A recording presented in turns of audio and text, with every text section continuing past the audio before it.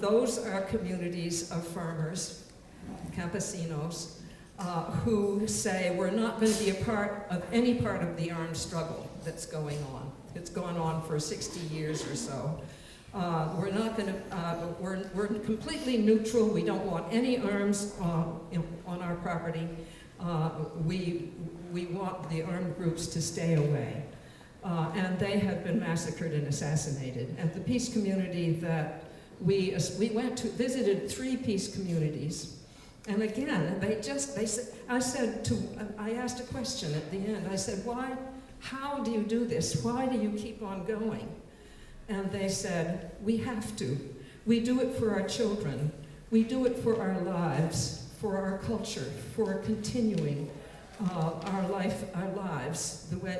What happens to them when they leave is they go to the barrios, the suffering, crowded, violent barrios or neighborhoods above the big cities in Colombia, where someone is murdered every night, where they're perched on tops of these very steep mountains.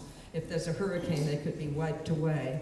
And they don't have resources for living. They go and beg in the streets and try to do temp jobs.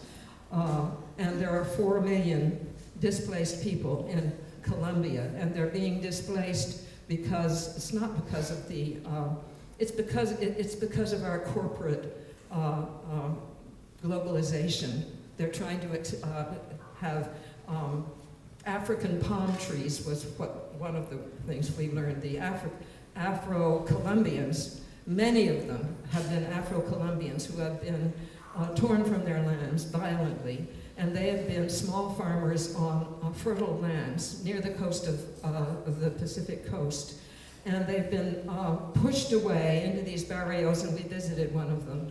And the suffering is huge. And also they're struggling, you know, they're organizing. And if you organize, then you're communist, and then you get assassinated. Mm-hmm. But they're still organizing, they're doing it. I went to San Jose de Apartado, which was one of the original peace communities. And it takes about 2 hours on horseback, and I couldn't get off my horse. It's a beautiful farming area and a small community of farmers. And I think over 100 of them have been assassinated and massacred. And we came since 1996 when they were founded, we came for the anniversary of the massacre, and a baby had been massacred with machetes, a baby and a little child, and about 8 people had been massacred just violently. And it was the anniversary, and people came from all over the country, and from international people came to be present with the survivors of the massacre and to rededicate themselves to this project. The Fellowship of Reconciliation is accompanying that particular community. Peace Brigades International is another one that sends teams that accompanies there and in other parts of Colombia and other parts of the world where there's the same kind of violence. I just feel, you know, we haven't talked so much today about direct, active, nonviolent action. And partly because of my experience, and partly, I don't know, because I've immersed myself in the peace movement, I've become very aware of that aspect of working for world change. I think there's a ladder, and I think we all need to be on the ladder. See, there's the ladder. A ladder of activism. And people have said, well, we have Obama, and we better wait and see what he does.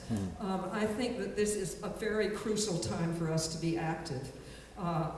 We can't bow away. We can't leave it up to that man. He's a wonderful man, and he's intelligent. He's someone to be respected, but he's also someone, I picture him kind of stuck in that White House with all these people influencing him.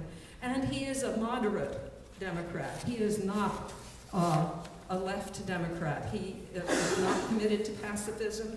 And again, I have pacifism here. A lot of people think that pacifism is passivism. It's about passivity, not doing anything. And pacifism means to make peace. It's active. On some of these words, satyagraha, interestingly enough, satyagraha, that word was developed in after September 11, 1906, which is when Gandhi's movement in South Africa started, after he was kicked off a train for being in the first class in South Africa. And this whole movement started, and they said, it's not passive resistance. They wanted something that expressed the active, loving force that they wanted to be. And the importance, one of the things, so active nonviolence is what I'm talking about. And I think we need to have hundreds of thousands of people at the bottom of the ladder doing something. And our temptation as a society is that or temptation, or maybe it's partly the way we've been put. We're so busy. We're surviving with our families, with our children. We're having a hard time surviving in our personal lives.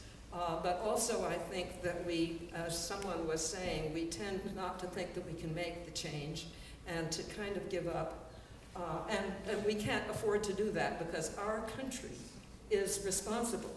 The Iraqi people, the Afghanistan people, the Colombia people cannot do it by themselves. It's our army, it's our violence, it's our corporations. I mean, it's not only, of course, others are involved besides the United States, but we're hugely responsible for the economic political system that's going on, that needs to be changed, and a new system needs to rise up from underneath that. So let's see, I think I've completed this. Thank you, Rose.